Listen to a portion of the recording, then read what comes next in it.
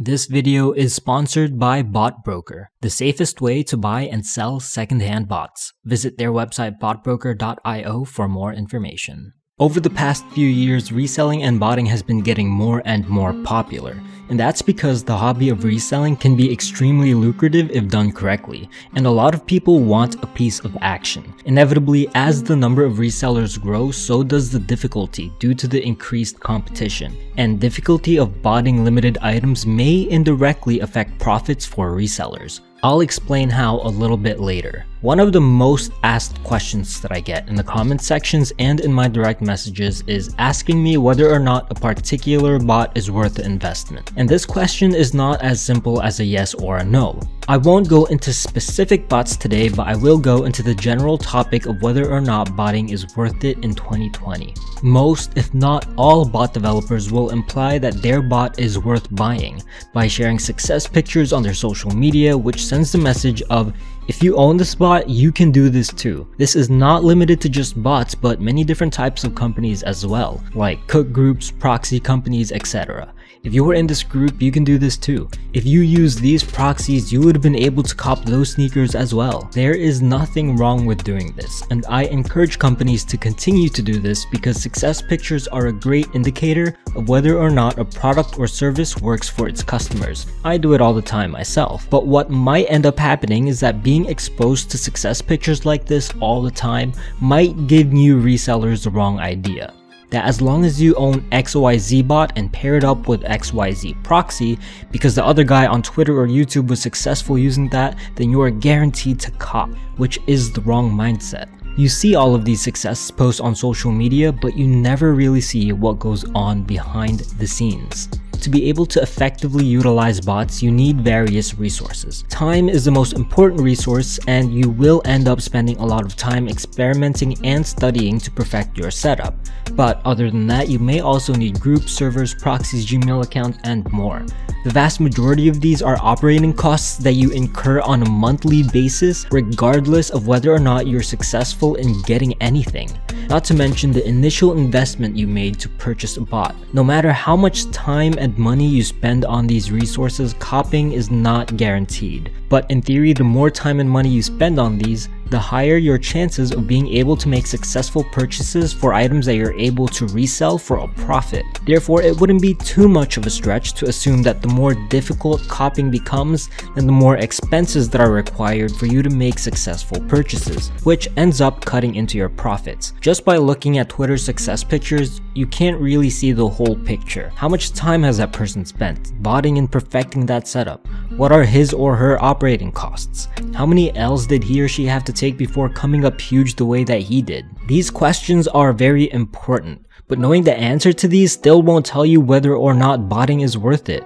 The reason is because botters won't have the same experiences. Every reseller will have different answers to these questions. Maybe you can ask 20 to 30 different botters of varying skill level and experience so that you get an idea of how much time and resources people spend, but first of all, it would be difficult to get people who are perfectly honest with you. And even if they were, most likely you'd get wildly different results from person to person. Someone with over 2 years of botting experience who is very confident in their skill and manages to cop multiple times from every single difficult and hype release may spend $1,000 every month in operating costs, not including the cost of his bots. Let's just say, for example, does that mean someone who is starting out should do the same thing? Absolutely not, in my strong opinion. So asking an expert about how much money they make from botting sneakers will not be very helpful for beginners. It can give beginners an idea of what they can potentially make if they get to that level, but it's not something to be expected. It's never as simple as copying someone else's setup. There are some things that you can do with your bot during releases that are universally considered to be optimal, but for the most part, each botter needs to figure out what works for them. And this is something that will only come with trial and error experience, and having a good group to guide you can help as well. And it doesn't stop there. Not only do you have to be ahead of your fellow botters, but for whatever bot you're using, the developers of the bot need to have the ability to adapt to the changes for the various platforms it supports. During 2018, botting was quite simple. If you had either Eve or Cyber, even if you were a beginner, all you had to do was get some proxies, set up some tasks, and getting hype releases weren't all that complicated for botters. 2019 introduced a huge amount of challenges. Many different anti-bot measures were implemented by these platforms, and the way someone would run their bot in mid-2019 would be totally different from how they would have done it in 2018. And for 2020, I'm expecting online retailers to continue improving on their bot countermeasures. And bot developers would need to find new ways to adapt to those countermeasures to ensure that their product doesn't become obsolete. So not only would you have to perfect your setup for your bot, but most likely you'd have to do it for multiple bots, which can get very expensive, considering some of the top bots cost over $2,000 if you decide to pay resale price for it. And the risk of spending a bunch of time and money and not being able to cop is a risk that all botters have to take. By the ways, if you are a beginner watching this video, it's important for you to know that botting is not required for you to cop from hype releases.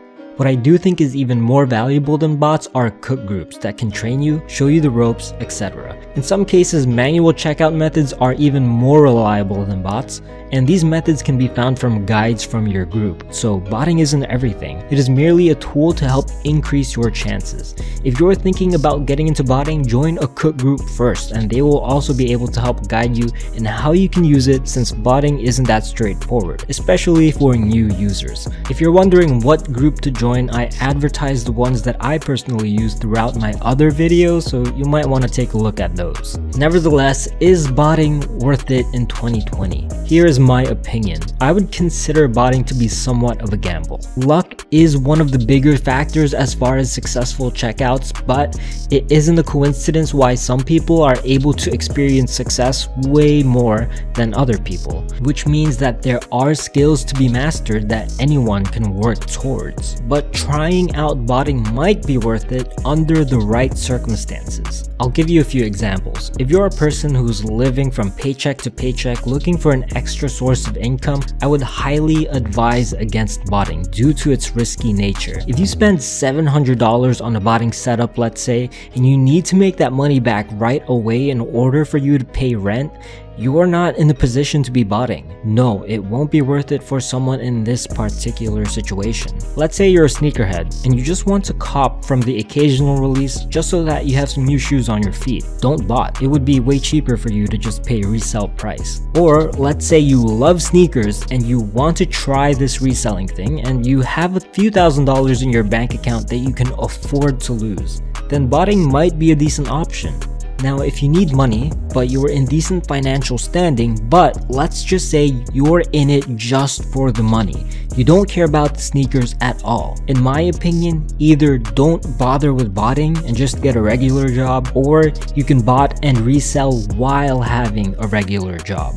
Income from a job, even if it's just a part-time job, is much more reliable, and in most cases, you'd make more per hour working a slightly higher than minimum wage job than you will end up making per hour botting and reselling.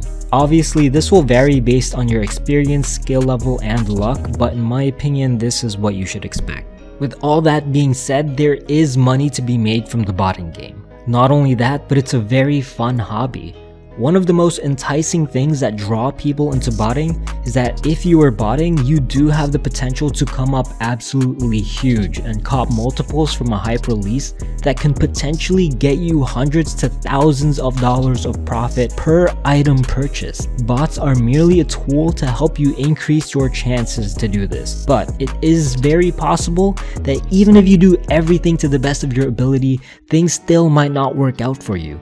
Successful checkouts and purchases are never guaranteed. So if you're wondering if botting is worth it, the only way to find out is by giving it a try if your circumstances allow you to do so. If you're wondering if a particular bot is worth it, please consult with your cook group, as the botting landscape does change very quickly and sometimes very erratically. Some bots that might be worth it today might not be worth it next month. But that is just my opinion. Other people might have different opinions, so I will be asking various botters of what they think about the question, Is botting worth it in 2020? Is botting worth getting into for 2020 for new resellers? Now, you want to take into consideration the amount of time it takes to learn everything from scratch, as well as the initial investments required to start. In my opinion, it all depends on the drop that you plan to bot. Right now you can get PD for what, $300, maybe $400, run it on foot sites, for the next easy drop, right? And as long as you have, a decent, well, at least you read the guides and you know what to do, and you have good resis or DC proxies, you can make all that money back and more even. So in my opinion, I think it is. It just depends on what drop you run. We do share some bot discords, and you do hit consistently like almost every release. But how long did it take before you were able to do that? Honestly, a while.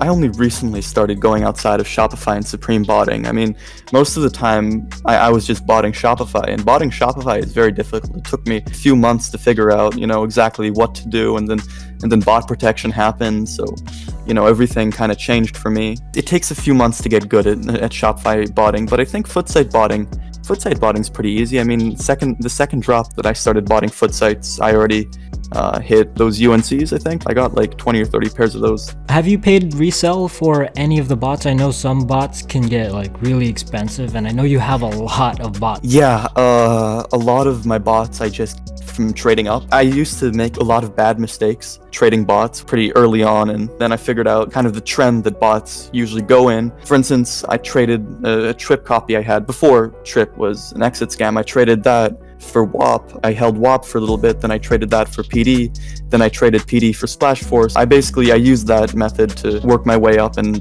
board a lot of the bots that I use. Before we move on with other botters' opinions regarding this topic, I want to briefly go over safe ways to obtain bots. The safest way is obviously from buying it directly from the developers. I have a tutorial on how to do that, which will be linked in the description. But if you're having trouble copying for retail and you'd rather pay resale price, the safest way to do it is through our video sponsor, BotBroker. BotBroker operates very similarly to StockX, where the platform itself is used as a middleman between buyers and sellers of secondhand bots. Except instead of an actual middleman who facilitates the transactions, everything is automated through this website, giving both buyers and sellers of bots a smooth, easy, and safe experience. BotBroker is officially partnered with all of the bots they support on their website, which ensures the security of transactions for both buyers and sellers. Therefore, if you want to buy or sell any secondhand bots that the platform supports, visit BOTTERBOYNOVA to make your bot transaction a stress-free experience. On to the video. Yeah, I still think there's a lot of potential in 2020. You have to be focused, you have to be driven, and you need to want it, so if you come into it thinking, oh, I'm gonna jump in right away and I'm gonna be cashing out, and be like Nova, left and right, cooking pairs, popping over the stadium goods, there's potential for that, but that has to be your plan, that has to be your goal. So I would say you join a group, the first thing you do is you read, you don't jump in and start asking, hey, is this the best shoe to sell? You jump in, you read, you create a game plan. So you don't jump around from group to group. You don't jump around from proxy company to another one. You're wasting money, and that's something that I preach to everyone that joins. But I also don't think it's for everybody. So you can rent a bot, but if you're gonna come in, buy the bot and start that way, you might have a few months where you don't make anything back, and the game is changing on a regular basis. So if you're not going to be on top of it, then no, I don't think it's worth it for you. I think get a regular job, buy the shoes for resell, or just jump on Nike app and try for your best. But if you're in it to work hard, then botting is definitely worth it. There are drops that we still destroy. There's bots that still work well. The developers do work hard to find ways to maneuver. So yeah, I still think botting is good. I think will be good. I don't think I would deter anybody from buying a bot, buying proxies, buying a server. But I would only say, if you're motivated, if you're ready to work hard, and you understand that you have to be patient, This is something that you don't just jump in and make money right away. You could, there's potential to do that as well. You know, there's a lot of factors that you have to consider. Now in 2020, like back in the day, buying a bot wasn't that necessary. Now it is, in my opinion. If you want to resell and you want more than one pair, the likelihood of you getting more than one pair on a consistent basis, you might not be like me, who doesn't like going to the store and talking to people and making deals and backdooring and whatever. And some people are good at doing that. I have a friend who I just met, and he's good at talking to people, and he gets his pairs backdoored, and he'll have like, 20, 30 breads that just came out. The real question is, if I had to switch between going manual and botting, I can't do it. It's not happening. It's mandatory that I have a bot. It is worth it, but then you gotta take into consideration the person you are. And if you're gonna give up after 1 or 2 releases, don't do it. I mean, like, you want 10 pair of Yeezys, which is very possible, and that's what I'm going for the next Yeezy release. But it's very possible to do that, because there's a lot of pairs out there for you to get 10. But if you don't know what you're doing, or you don't want to take the time to learn, or listen to somebody who has done it, if you're a hard-headed person who's stubborn and wants things quickly, like in a snap, then don't buy the bot. No, don't do that, because it's not for you. It's not, because it took me a long time to get where I am with botting today, and I'm still not that good at it. But I'm better than most, I would say. Another question I get all the time is like, what is your secret? Like, how do you cop stuff all the time? Like, dog, like, it's not I don't know. I have no clue. But number one, if you're not in a group, then you are already losing. Like, there's no way I could do anything without being in a group. I don't know the drop dates, and trying to keep track of all that is annoying, especially when I work 9 to 5. Well, I don't, it's 8 to 4, same thing. But I work a full-time job, and I do botting on the side and reselling on the side. So, but if you're doing this for the first time and you want to quit your job, I would not recommend it. I would keep your job and learn how to do it, and then when you get really good, then you can quit. But now, if you're just starting out, day one, don't quit your job. Don't do that.